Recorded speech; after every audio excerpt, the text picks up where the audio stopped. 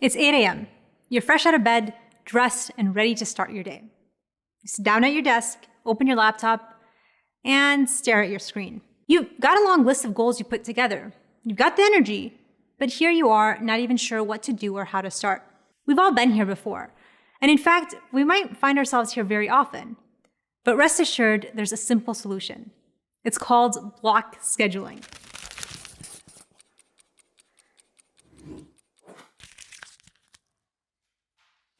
Basically, what it means is that at the start of every week, or even the night before, you plan out your day hour by hour. And I know this sounds intimidating at first, but I promise it's not as intense as you think. Essentially, you're creating a skeleton for your day. Say, for example, you sat down every Sunday night to think about all the goals and tasks you need to accomplish that week. You'll take a pen and paper, or open up the Notes app on your phone or laptop, and do a brain dump of everything you need to get done. Then, once you've identified what you need to do and you've prioritized each task, write down which day or days of the week you'll work on each task. For a simple example, your day could look like this.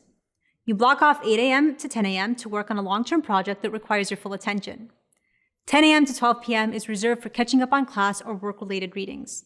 12 p.m. to 1 p.m., you've got a lunch and salah break. 1 to 3 p.m., you're back at it in class or work calls, and so on and so forth. Oh, and this goes into the evening as well. You block off time for dinner prep and eating, as well as getting in personal habits like working out and memorizing Quran.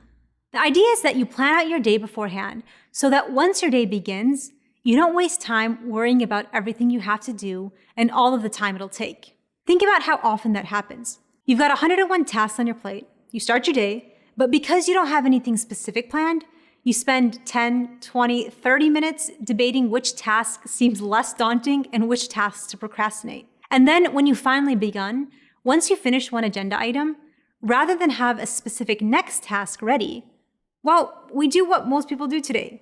Grab our phones and start scrolling through text or social media. Before we know it, 30 minutes to an hour have gone by, and you're still unsure as to what you'll get done next. Block scheduling is an extremely effective tool to not only keep you on track of all your tasks, but to also hold you accountable throughout the day. If you've allotted a whole block to getting through a task you've been avoiding, procrastinating becomes that much harder. And once you're done with your initial goal, you know what exactly you're moving on to without finding excuses to waste time. And while it might be hard and overwhelming for the first few days, weeks, and maybe even months, with time, you'll get the hang of it. And you'll have saved so much time once you do, it'll be worth all of the effort you put in. What I find most incredible and empowering about block scheduling is that it's inherently built into the life of a Muslim. Praying 5 times a day throughout the day is one of the key pillars in Islam. And what Salah does to us in particular is that it makes us very much aware of what we're doing and where we're going to be throughout the day so we can plan accordingly.